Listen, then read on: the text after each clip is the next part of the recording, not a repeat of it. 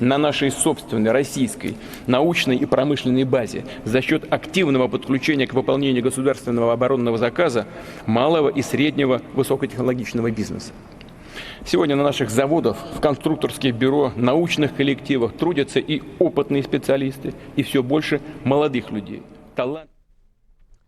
तो Vladimir Putin का ये संबोधन वहां की संसद में चल रहा है। डोनबास मसले को सुलझाने की भरसक कोशिश की, ये पुतिन ने कहा है। इस पूरे संबोधन की 10 बड़े बातें समझिए। उन्होंने शांति से समाधान की कोशिश की बात कही। उनका कहना है कि रूस ने शांति से समाधान की कोशिश की। इतना ही नहीं बल्कि अन्य देशों पर भी इस दौरान निशाना साधा। पुतिन ने कहा कि स्पेशल मिलिट्री ऑपरेशन में अब आगे बढ़ेंगे। इतना ही नहीं, इसके अलावा और भी कई प्रमुख बातें उन्होंने कही। यूएस ने अंतर्राष्ट्रीय नियमों का उल्लंघन किया है, ये चौथी प्रमुख बात थी। पुतिन का जो पूरा संबोधन रहा उसमें जो पांचवी बड़ी बात थी उनका क्रीमिया को लेकर था। क्रीमिया पर हमले की साजिश कीव रच रहा है। यूक्रेन पर बड़ा आरोप इस बीच लगाया उन्होंने। उनका कहना है कि यूक्रेन के खिलाफ अभियान जारी रहेगा, यानी कि स्पष्ट हो जाता है कि फिलहाल अभी युद्ध का अंत होता हुआ नजर नहीं आता। इस बीच पश्चिमी देशों पर जरूर उन्होंने निशाना साधा। पुतिन ने कहा कि पश्चिमी देश युद्ध को और भी ज्यादा भड़काने की कोशिश कर रहे हैं, वो नहीं चाहते कि युद्ध खत्म हो। इसके अलावा पुतिन ने अपने इस पूरे संबोधन में पश्चिमी देशों पर तो निशाना साधा और उन्होंने ये भी कहा कि वेस्ट से दूरी बनाकर रूस से बात करे यूक्रेन, वेस्ट से दूरी बनाकर बात की जाए। और दूसरी तरफ ज़ेलेंस्की सरकार ने यूक्रेनियों को बंधक बनाया है, बड़ी बात उन्होंने कही है। उनका कहना है कि हमने कुछ नहीं किया, ज़ेलेंस्की सरकार ने बंधक बनाया। लोकल विवाद को पश्चिम ने एक तरह से ग्लोबल बना दिया है।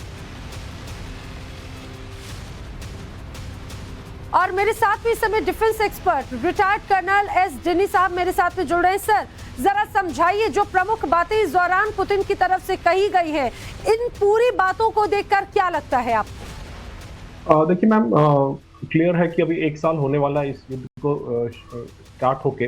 तो ये जो एड्रेस है आज पुतिन जो है उसमें मेरे समझ से 4 लोगों के लिए एड्रेस करा। सबसे पहली बात, इंटरनल ऑडियंस, जो रशिया के खुद के जो ऑडियंस हैं, आप जैसे जिस तरह से वीडियोस में भी आ रहे थे, वो अपने लोगों को समझाने की कोशिश कर रहे हैं कि मैं किस लिए मैंने युद्ध में मैं गया, किस लिए ये स्पेशल मिलिट्री ऑपरेशन लॉन्च किया और कुछ हद तक क्यों नहीं अभी तक पूरी तरह से यूक्रेन को कब्जा नहीं कर पाया।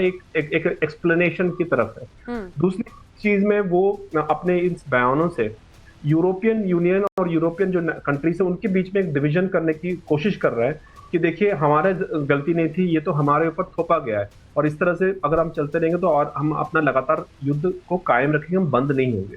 तीसरी चीज है, यूक्रेन के जो आम जनता है उनको भी एड्रेस कर रहे हैं, क्योंकि उन्होंने ये इसमें स्टेटमेंट दिया है कि आपकी जो पॉलिटिकल लीडर है वो आपकी दर्द नहीं समझ रहे, उनका वेस्टर्न का पपेट बना हुआ है और बिना सोचे समझे युद्ध को आगे बढ़ा रहा है। तो एक तरह से यूक्रेन के जो अंदर कुछ एक आंतरिक मामला शुरू करने की कोशिश है। लास्ट ऑफकोर्स उनकी जो एक बयान है कि मिसाइल्स और इस तरह के लॉन्ग रेंज वेपन्स अगर देंगे तो अच्छा नहीं होगा, वो यूएस और नाटो कंट्रीज के लिए एक वार्निंग की तरह है। तो मेरे ख्याल से ओवरऑल अगर हम देखें इसको मोटे तौर पे व्लादिमीर पुतिन अपने ही लोगों को आश्वस्त करना चाहता है कि भाई ऐसा नहीं है कि मुझे इस युद्ध के बारे में कंट्रोल नहीं है, ऐसा नहीं है कि मैंने जानबूझ के युद्ध किया है, मेरे पर थोपा गया और अब जो है पूरा विश्व खासतौर पे वेस्टर्न कंट्रीज हमारे खिलाफ है, तो हमें एक साथ खड़ा होना पड़ेगा।